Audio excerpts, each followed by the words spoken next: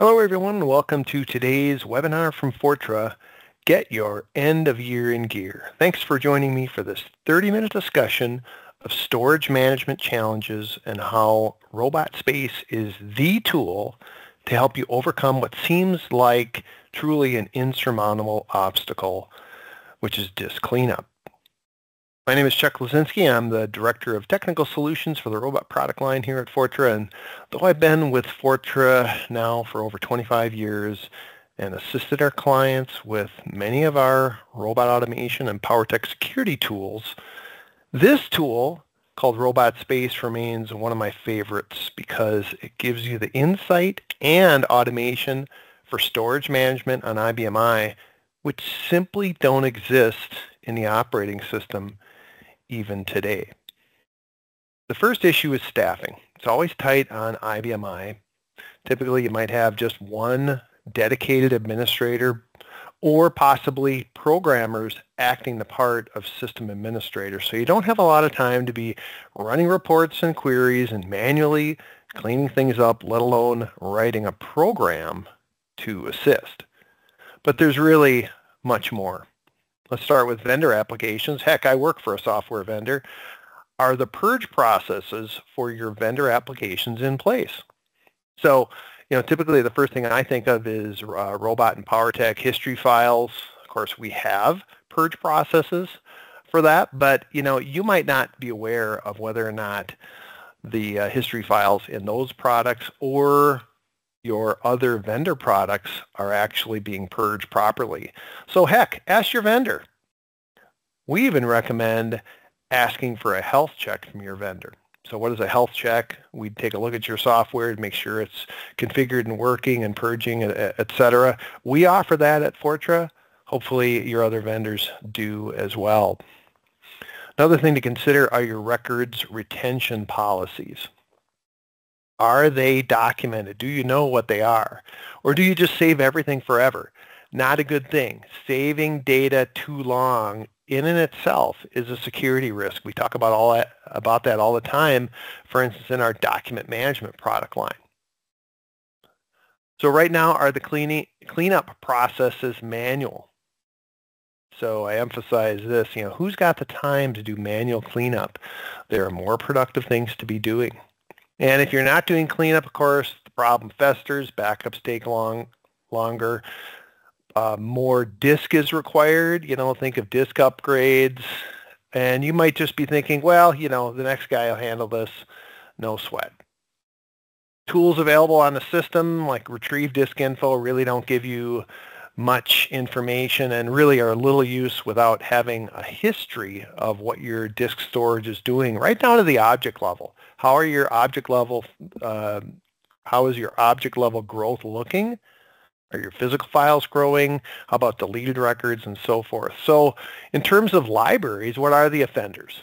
I think number one is spool files, journal receivers, old save files. Maybe somebody backed up a library before doing a product conversion or an upgrade, and then it just was left out there.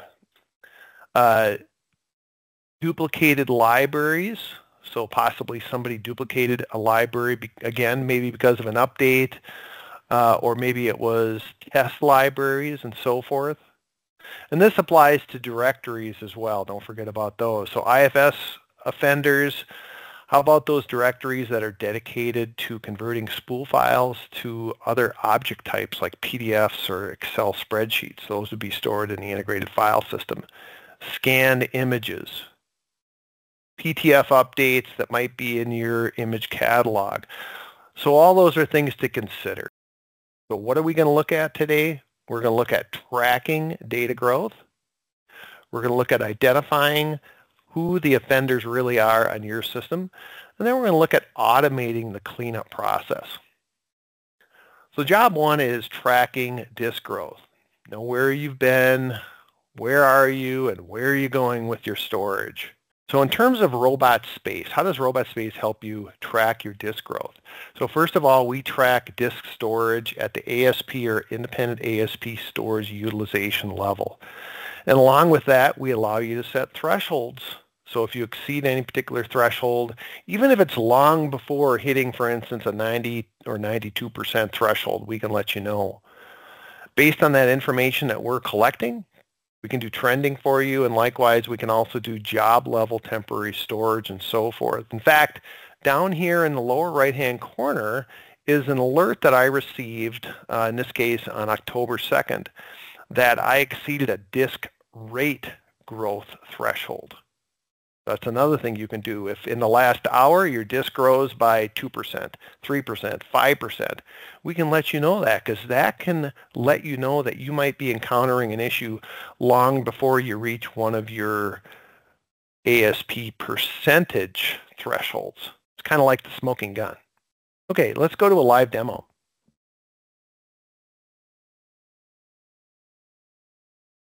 Okay, first of all, let's just start up Robot Space. Robot Space is a graphical product, and I'm going to connect to my production system.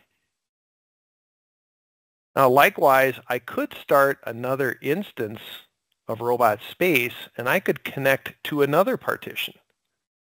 All right, and I do have another partition. We've got our target partition for high availability data replication. We're replicating from this system over to this system. So now I can do some exploratory surgery, so to speak. And we're going to start on my production system. You can see I've got my sys base as well as independent ASPs. I do have some thresholds set, 80, 87, 92, and I also have a 5% growth rate threshold. So what happens when you exceed a threshold? All right, what we can do is we can send out notification through Robot Alert. We can put a message in a message queue. We can even run a robot schedule job or escalate into our robot network product. So for my 87% threshold, I'm sending out to this Robot Alert broadcast list, and likewise for my 92% threshold. And then I also have a growth rate threshold of 5%. 5% growth in the last hour will trigger an alert to my Robot Alert SWAT team. All right. I can also set a temporary storage threshold, but what we're doing now is we're tracking this data every few minutes. All right. And you can set that how often you want us to track that data, every 1 minute, 2 minutes, 5 minutes, 10 minutes, 15, whatever. So what does that look like? Well, let's take a look at our detailed history. So this is a month's worth of data. This blue line is the actual data. And you can see we're staying below our first threshold of 80%. But let's take a look at my target system. Detailed threshold, about a month's worth of data. And other than this downtime that we had here for a system update, you can see we're exceeding our thresholds. And it looks like we're exceeding our second threshold. All right, so we're sending out alerts on that. And likewise, I can look at my threshold history, and you can see exactly when that happened. And you can see there's some consistency here. So based on that, you can maybe figure out why you're getting a growth rate as well as a storage level alert occurring. All right. I mentioned that we can also track job temporary storage, QTemp, and spool file storage. Same sort of threshold monitoring and alerting is available there. Back to ASP utilization for a minute. So I showed you we can look at detailed history. We can also keep that history for a much longer period of time. We call that the summary history. What we do is for every increment during the day that we're collecting your ASP and independent ASP information, we take all those data points and we average them, and we take the peak for the day. And we keep that for as long as 999 days. So you've got some history. All right, so that red line is the peak for the day. The blue line is the average for the day. And then that black line is your actual available storage on the system. In fact, on mine, you can see I actually had storage added back here in 2023. And it's a good thing we did, because you can see we have some variability as we go through the week and the month.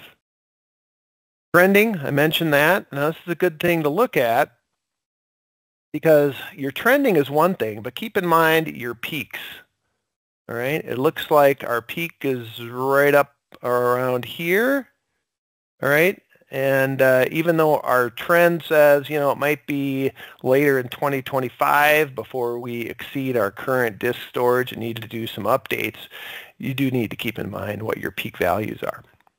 All right, the next thing we're going to talk about is how to identify who the offenders are or what is taking up storage on your system. You know you've got some kind of a growth issue and you need to take care of it. So this is sort of the exploratory surgery that I like to talk about. So what we do is we have a tool in the product called a storage collection, and that's basically a snapshot of your library, directory, and object information. So what we do is we look at the metadata on the objects. We store that in a file in robot space so you can explore what's taking the most storage on your system, and you can explore that in a historical manner. All right, we even have a feature that says, hey, what's changed on my system? So if something's changed in the last month, pretty easy to identify that. You select maybe the most recent snapshot or collection and a snapshot from something historical like maybe a month ago, and you can compare library, directory, file information, and so forth. Also, during the time of the collection, which runs as a batch process, typically once a day or once a week, we will compare what we collect to events that you have predefined. For instance, maybe you want to know when a particular physical file reaches 20 million records, or reaches a growth threshold, or something has been on your system like a test library and it passes a certain aging date. We can let you know. We can send out notification. All right, so let's look at that in robot space, how to identify offenders. All right, I mentioned that this feature is called a storage collection. And the first thing we typically do is we would look at a summary view of libraries and directories. All right, so let's take a look at that. Okay, so I've got some history here. My most recent snapshot or storage collection was on October 31st. What's the largest library on my system? It's my journal library. What has my journal library been up to?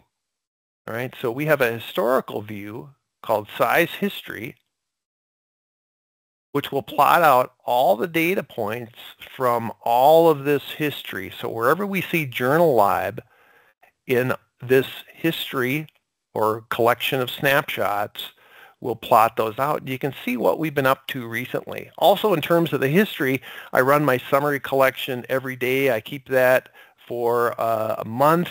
And then after that, you'll see I simply have one collection per month. I mean, once the data gets pretty old, it gets a bit stale. So I'm just keeping one data point per month, summarizing libraries and directories. All right.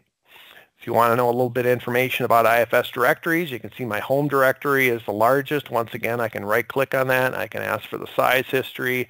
You can see we had a big jump. All right, and that big jump was here in, looks like early October. So we're going to investigate that a little bit. All right, and look at this. It looks like my directory is pretty large too. So let's do a size history there. Well, look at that. Okay, it looks like it's that same pattern. So I might be able to identify exactly what's causing me to lose a bit of storage kind of out of the blue. Another way I can do that is I can do a comparison. So I'm going to compare, let's say, the last collection from September to October 31st. All right, with a right click, I can then compare libraries, directories, and output queues. So let's look at libraries. Okay, so in that time period, about a month, what libraries changed the most? Well, it's back to that journal library. All right, here's the old size, here's the new size, here's the total size change. We also will tell you how many objects are in that journal lib back on September 30th versus October 31st. And so it wasn't an object change. It was just the size of those objects in the library has changed. Okay. Now let's do the same thing, but let's compare IFS directories. Okay, so what directories have changed the most? Well, it looks like my home directory, and specifically this Chuck directory, went from 331 megs up to about 8 gigs. All right. Once again, any of these lines I can just right-click on, and I get to the size history, and it plots all those data points. Okay, so let's explore a little deeper now. I do a daily summary of library and IFS. I do a weekly detail collection that goes down to the object and physical file level. You can imagine that's more data that's going to be collected, so I don't keep as much history. I still have monthly data points, so going back to November of 2023, but I'm only running once a week. All right, so if I, for instance, if I check the latest collection, and specifically we were concerned with my Chuck IFS directory, which is right there, all right, I can literally drill into that. All right, and I can see, look at that, on October 1st, there was a stream file called Big File added to that directory. So anyway, I was able to very quickly determine what object caused my storage to go up. And by the way, back on October 1st, I might have got notified that my storage increased by 5%, and I probably got that right around noon. Now, I can't right-click on this and delete this. All right, this is something where you'd go back to the owner of this object and say, hey, what's the deal? It looks like we need to do a little cleanup.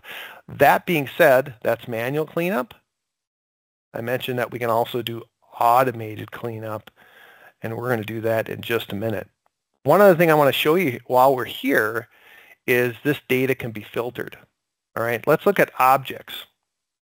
So here's all the objects on my system, and here's the largest object. So you can see this journal receiver, first of all, is growing. All right, so it looks like, well, maybe we need to address that, so I can talk to my replication folks and get that straightened out. But I can also filter this data. All right, and I'm going to look, in this case, at save files. So here are a number of save files on my system, and look at this particular save file. All right, it hasn't been used since 2021. Huh. Okay, it looks like maybe I have the opportunity to do a little cleanup in that respect. All right. We have an automated cleanup process that can clean up old save files, or of course you can tackle them on your own. Let's look at file members. So here's all the physical files on my production system. Right, I'm looking at file members. So what do we show you here? We show you things like record counts. All right, so what file has the most records in it? This one has 67 million records. What file has the most deleted records? All right, so these may be targets for file reorganization. And once again, we do have automated cleanup processes for this. You can always do a reorganized physical file member on your own, or you can use our automated method for doing that. All right, so let's take a look at automating some of our cleanup using robot space. I like to call this set it and forget it. And that's the way a lot of the robot tools are. You put your rules into the product and let the product do the work so you don't have to. All right, so we call the cleanup process a storage audit. And that's because not only does a storage audit do automated cleanup, it can also do some reporting for you, and I'll show you a couple examples. So what are some examples of some of the things we can clean up? So we can clean up old journal receivers. We can clean up old save files automatically, stream files, spool files, in other words, reports in out queues. We can even do automated file reorganization. either the normal reorg physical file member type action or while active, and we can do all this automatically. All right, part of the reporting that we can do, for instance, we can identify duplicated libraries and directories by looking for duplicated objects in multiple libraries and directories. And all this, just like a storage collection, runs in batch. You schedule the SPC audit command in your scheduler, and then we keep a history of that. Keep a log of the audits that run, and there are reports that get created. So for instance, down below here, I've got an audit that cleans up old spool files, creates a report of newer restored objects in the last 24 hours. I've got a task that cleans up old IFS objects, save files, as well as unused journal receivers. All right, so let's take a look at this live. Okay, as I mentioned, this part of the product is called a storage audit. And I've got a number of audits here. The name of the audit really isn't all that important. I could call an audit Chuck, and I could run the audit Chuck every day. I do have a daily audit, and this daily audit is the same list of tasks that you saw in the slide. I'm going to be cleaning up spool files, creating a report of new and restored objects. I'm going to be cleaning up old IFS objects, deleting unused save files, and unused journal receivers.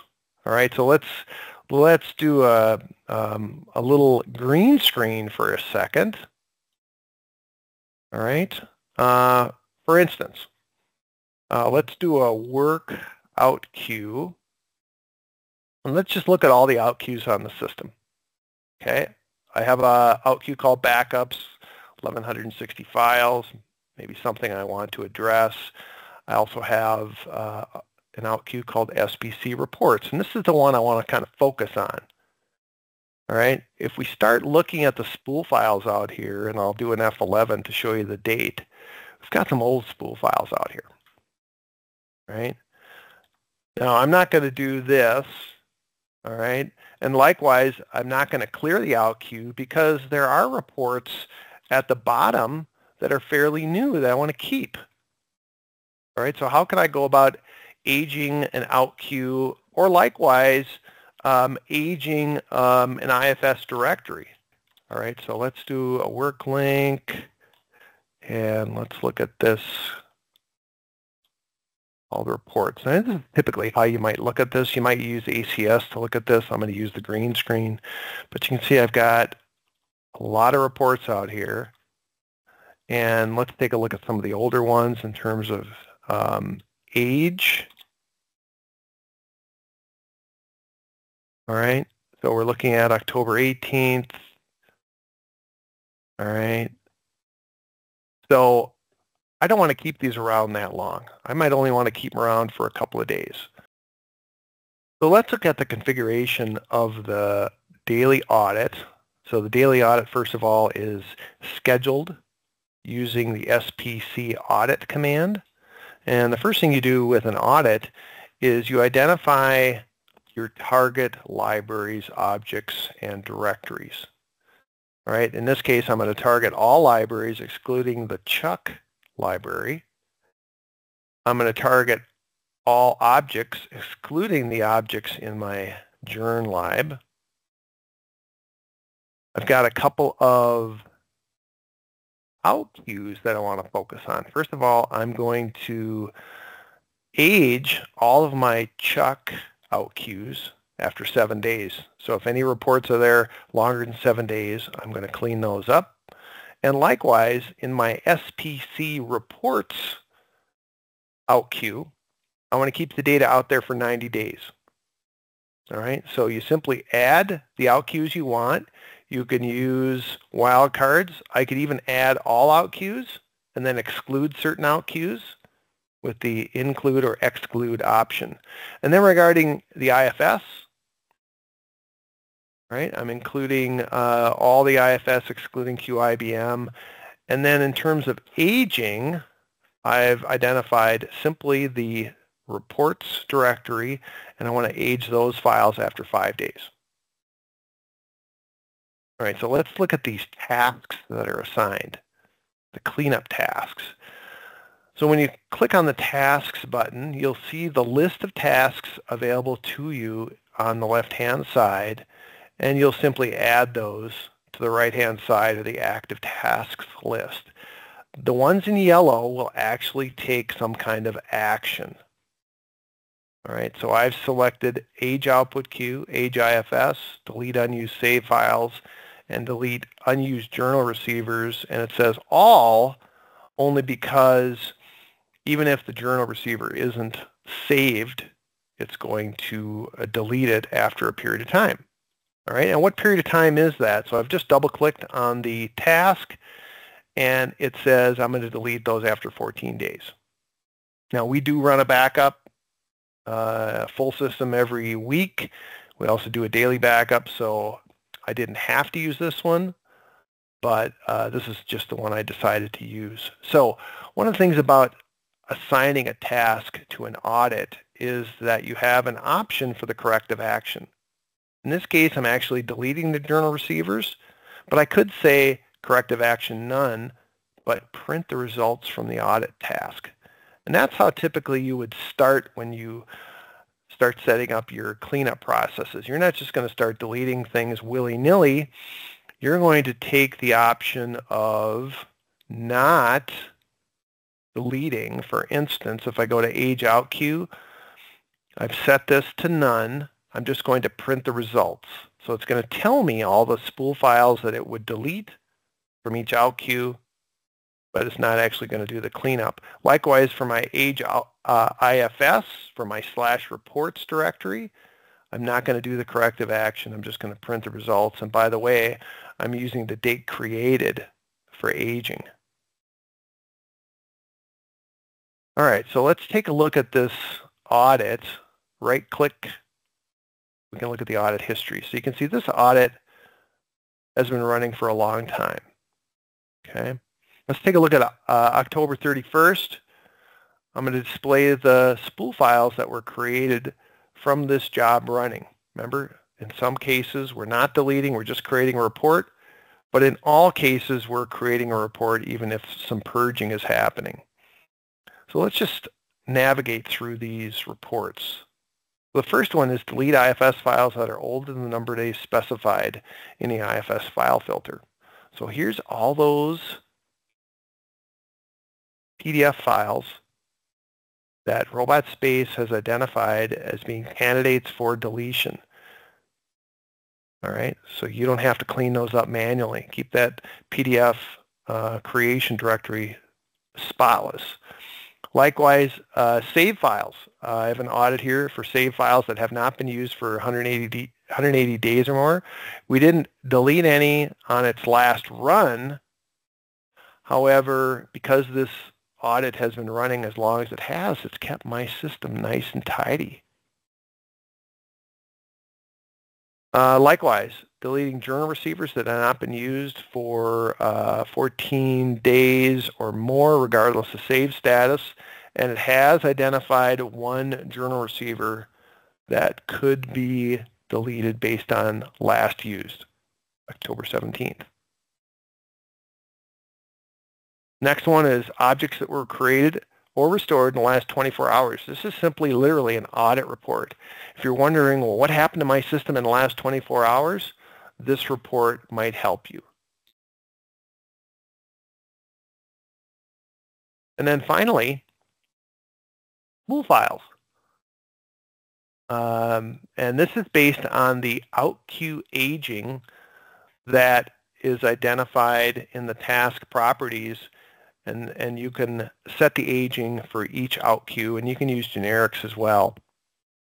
So let's take a look at my SPC reports out queue, and there it is. All right, so there were some pretty old reports out there going back to February. So RobotSpace has identified all of these spool files as being candidates for deletion. And at the bottom of the list, for each out queue, it will list for you how much total storage and total number of files will be cleaned up. All right, number of spool files eligible for deletion, 802, which would leave 425 in the output queue. And in the case of spool files, it's not so much storage space that's used, but each one of these is tied to a job as well. So you're using up your job numbers in your job table as well. All right, so that's a quick tour of Robot Space. Robot Space can track your ASP utilization. It can help you identify the offenders, and of course it can help automate the cleanup processes as well. Keep in mind that Robot Space is just one of the tools for IBM that we offer in terms of backup and HA, document management, cybersecurity, monitoring and alerting. That's where Robot Space sits, business intelligence, capacity planning, and the robot automation tools. Okay, as far as questions go, a couple of questions that I have answers for. One of the questions was, does the storage collection also run in batch? So the audit process, the cleanup process runs in batch, and likewise for doing those snapshots of library and IFS information, yes, that runs with a command in batch, SPC collect. And there is a parameter on there whether or not to collect data long-term or not. And that's something, of course, that we would help you with, or you could read about how to leverage that long-term flag in the user guide. And then a question about the ASP monitoring.